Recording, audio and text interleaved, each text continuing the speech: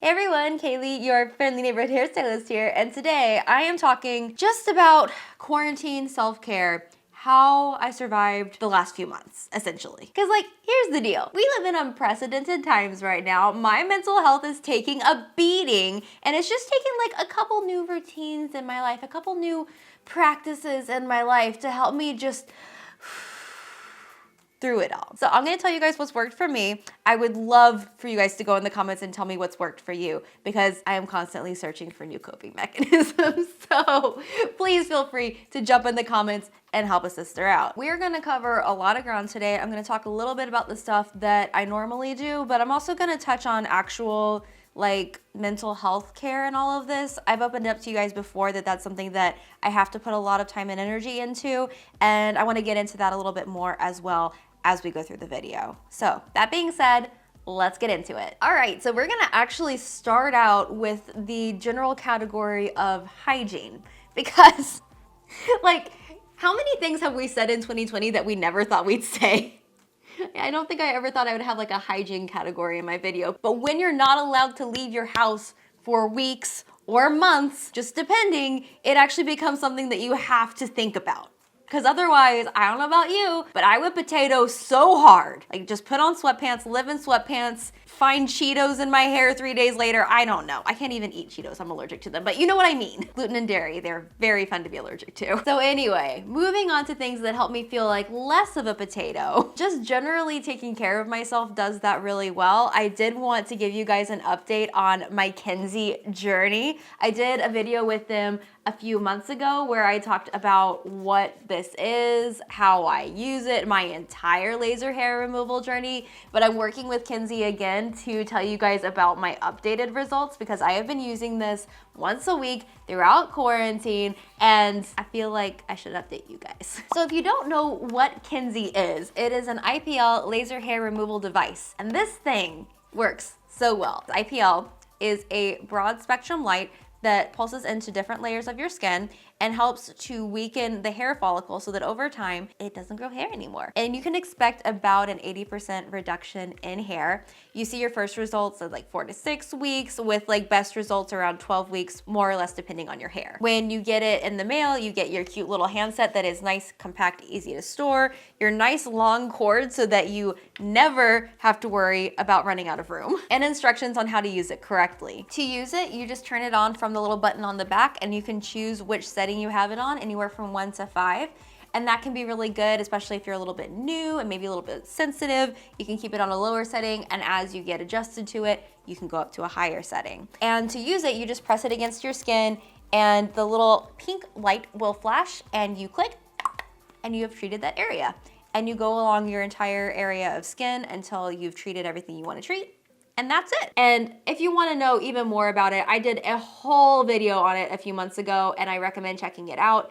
But just generally, it saves a lot of time, saves a lot of money. It is a lot easier than having to make appointments and go into an office, and you still get really good results. So that's what it is. Let's talk about my results. So last time you guys saw me, I was using it somewhat sporadically. I've been doing a better job of integrating it into my routine because I've put it in my drawer with my hair dryer, and whenever I take my beginning of the week hair wash, and then I go for my hair dryer, I see my Kenzie, and I'm like, it's Kenzie time. And at first when I started using this, I noticed that it took me a little while because I had quite a bit of hair. I had to be very meticulous about getting each section. The more that I've used it and the more that the hair has been reduced, the faster I can go. And I feel like at this point I can get my entire underarms, bikini line, legs in less than 10 minutes, a lot closer to 5 minutes. Ridiculously fast and easy. And the idea is that you do it once a week and then after 12 weeks, you have 80% hair reduction. And for me, I've now gotten to the point where we're gonna reveal the underarm. This is 4 days after shaving my underarms. I have bald patches where I'm literally not growing hair anymore. And the hairs that are growing are just wispy and fine. And honestly, I just need to harp on the benefits of just growing finer hair. Even I obviously have reduction in how much is growing, but just fine hair, so much easier to shave. Redness, we don't know her. Bumps, she's not invited. It's so much better. Because that was a big reason that I started doing laser hair removal in the first place.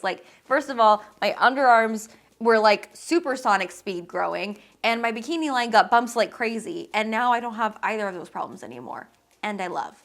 I have to admit, I have not been as faithful with my legs, and I actually want to like commit to that. So I'm going to take some before pictures today. In a couple months, I'll update you guys and show you guys how the leg situation is going. But overall, it's been a really, really great device to have. I cannot believe how much money I have saved by doing this instead of going into the office.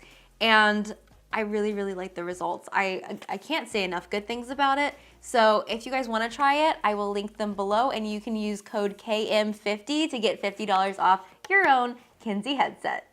Don't put this on your head. Alrighty, moving right along. We're gonna get a little bit deeper really fast here because we're gonna talk about teeth care, oral care, taking care of the pearly whites. So if we're talking about like taking care of mental health, self-care, like I kept it pretty light and breezy, talking about laser hair removal. If we're talking about like the way that my like lack of mental health shows up, it really, really shows up when it comes to taking care of my teeth. I don't know why. Like generally for people that struggle with mental illness, my specific ones are depression and anxiety. When it gets really loud, right? When the depression gets really intense or anxiety gets really high, then you stop caring for yourself. And that might show up in like your space and not caring for your space. It might show up in like the foods that you choose to eat or not eat at all. It might show up in the way that you care for your body.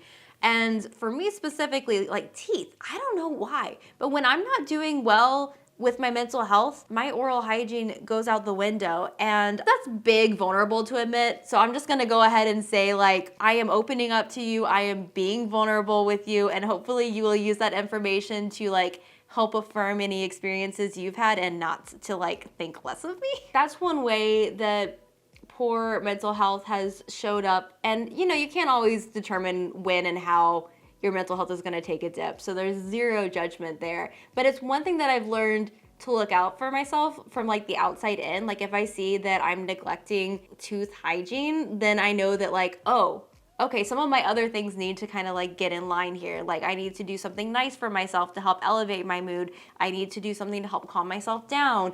And like as I work on those things, then getting back into like my tooth routine is a lot easier. So it's not even like, oh, I'm not doing what I'm supposed to with my teeth, let me force it on me. It's like, oh, this is an indication that like something's a little off, and like let's check in and get curious about that. So I recently went to my dentist and we had like a little talk about what I can do to work on my teeth now. Like we know where I've been, how can we make sure that I keep my teeth like going well and going strong into my next years of life. And they recommended making sure that I am flossing and using mouthwash every single like morning and night just to keep everything going really well. Now, I'm not a dental hygienist, but I have kind of created a routine based off stuff I've seen on TikTok and stuff I've talked about with my dentist. So I'm gonna share with you guys what I do know, and hopefully, I don't know, maybe this helps spark some stuff. It is a routine, but like opting into a routine is somehow a little bit easier than just opting into a one-off thing. So I find that it helps me kind of keep things going. First step is your antiseptic mouthwash. If you like to use Listerine, apparently you're supposed to use this before you brush your teeth, not after, because it removes any fluoride in your toothpaste. Then the flossing. I have been told that I am not the kind of person that can get away with not flossing, so now I have to floss morning and night for the rest of my life. I assume most people like already have to do that, but I haven't spent my life doing it, so it feels like an extra chore, but we do it. It's part of the routine. Then we brush the teeth, and then, and only then, do you use the fluoride mouthwash at the very end, and you let it set. You don't eat or drink for 30 minutes afterward so that it can do all of the goodness that it does. And honestly, it seems like overkill, but I pull out a song that I'm loving. Taylor Swift's Folklore has been getting me through this, or I pull out TikTok and I just like scroll through, do some stuff that I like, some stuff that entertains me, some songs I can dance to, or have existential crises over, and it gets me through it. And I found that it's actually been helping me a lot, not just as in terms of like showing me when I need to care for myself in other areas, but also just like enforcing a routine of care. It's a very vulnerable one, but hopefully that helps somebody out there. Also, there is a lot of power in caring for yourself in ways that you never have before. I'm just gonna throw that out there. Like, it feels weird to overcome, but when you do, it feels just like extra special. Okay, so, you know, we're full on into mental health here. If we're talking about caring for, working through mental health stuff, one thing that I really love are audiobooks. I've used both Audible and audiobooks.com, their app.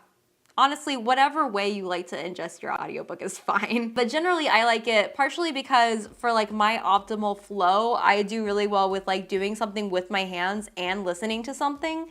And a lot of times that will be just like Friends reruns because I have a problem. I can quote every line of every episode. Test me, I will pass. But I have found, especially now that quarantine has been going on for a while, I actually really enjoy bringing in books and being able to like interact with new ideas and just kind of like utilize my brain a little bit more, because again, the potato factor, it can make you feel so numb. So like getting things that help your brain to like get up and moving, so nice. I have mostly been focusing around books that I know will help with my mental health. It's been a process that I've been really working through over the last like 6 years.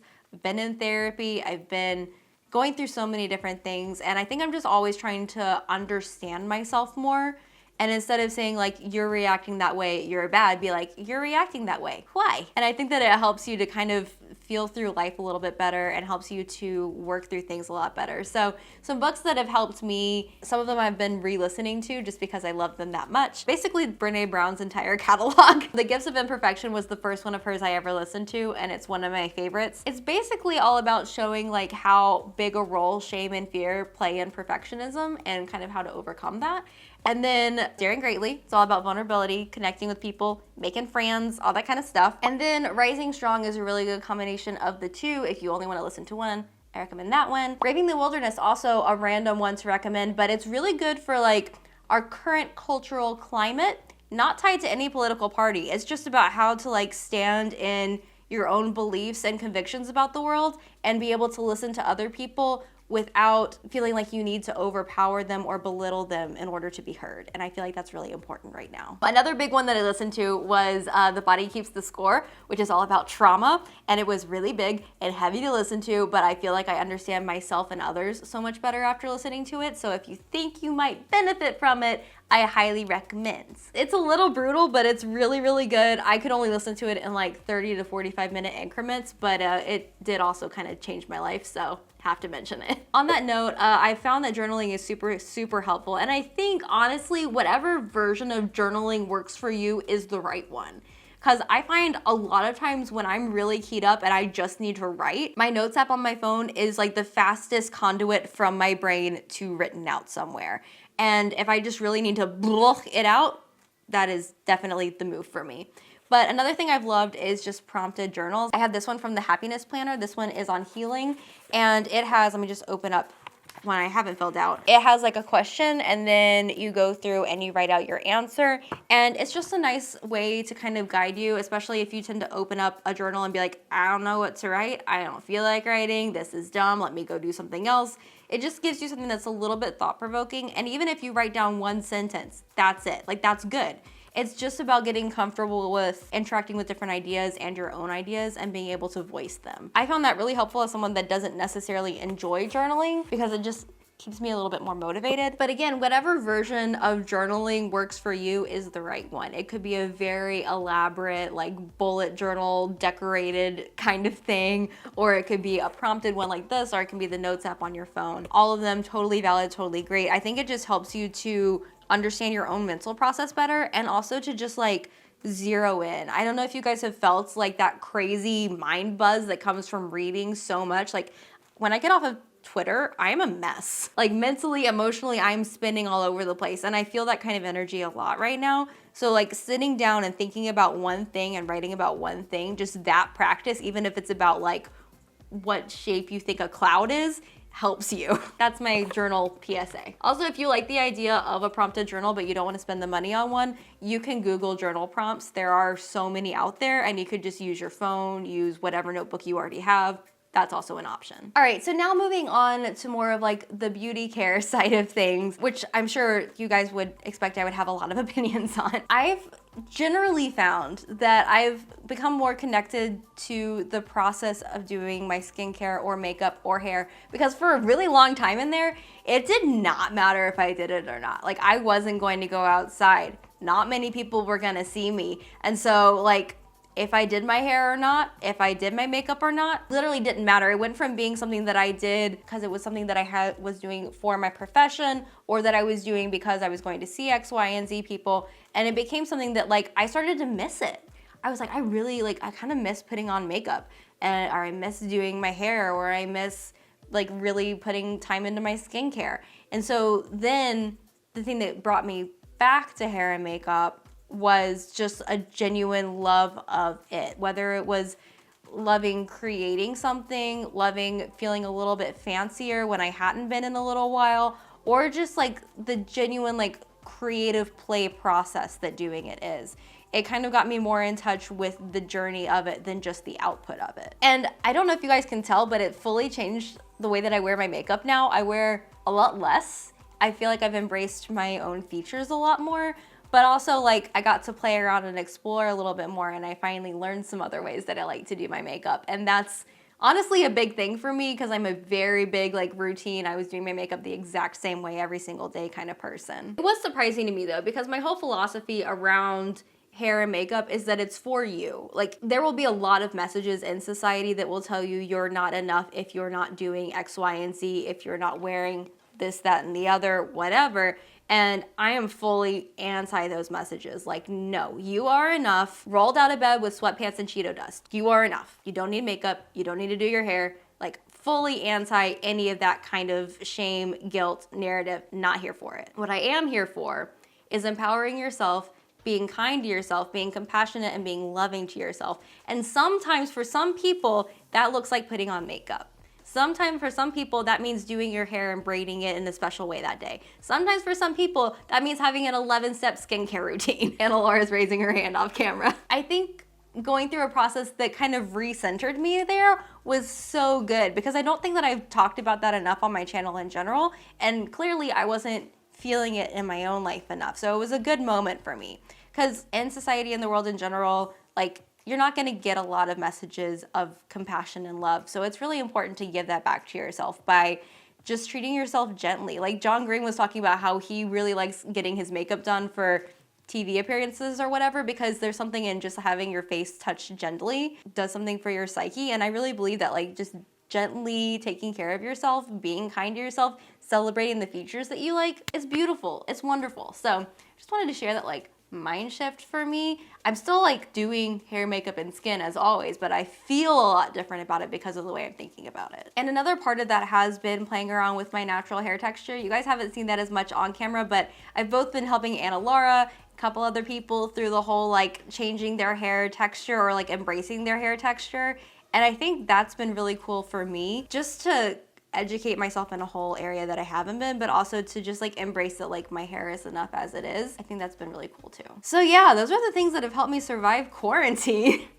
A lot of like shift in focus, a lot of checking in on myself, a little bit of laser hair removal. I hope this helped a lot. This is mostly for me focused on just talking about where we're coming from when we do stuff like this. Like even laser hair removal, like body hair is beautiful. Have it if you want, have it where you want. And also, if you don't want it, be empowered to do that. Like literally, it's about making what you want to happen for yourself. However much makeup that is, however calm and centered you want to feel, like finding those ways to do that. And so that's some of the stuff that's helped me in this whole process. I would love to know in the comments down below what kind of things have helped you, because it's an ongoing journey. This year is not over. Frickin' 2020. Let's be kind to each other and ourselves throughout the rest of the year. Of course, thank you to Kenzie for sponsoring today's video and for keeping the lights on here in the Kayley Melissa house. So if you want to get your very own Kenzie, you can go to the link in my description box and get yours there today, or you can go to kenzzi.com and use code KM50 for $50 off your order. And that way you can spend less time shaving and more time doing things for you. Oof, and that is it for today's video. I hope that you guys enjoyed it. If you did, please hit that like button. It does help to support my channel. If you're new here, hit that subscribe button and join the Braidaholic family here on Kayley Melissa. And all of you guys can hit the bell icon to be notified every single time I post a video. But that's it for today. Whether you're old or new or a casual lurker, thank you for spending time with me, and I'll see you in my next one. Mwah! Bye. This mic keeps falling out of my pocket. Come say hi, Pippin. We haven't haven't said hi to the people in a long time. You have a great life right now, right? You're a happy camper? Yes, confirm. I love you, little dude. Oh, yeah, I know. I'm kind of sleepy too. The caffeine really comes in waves.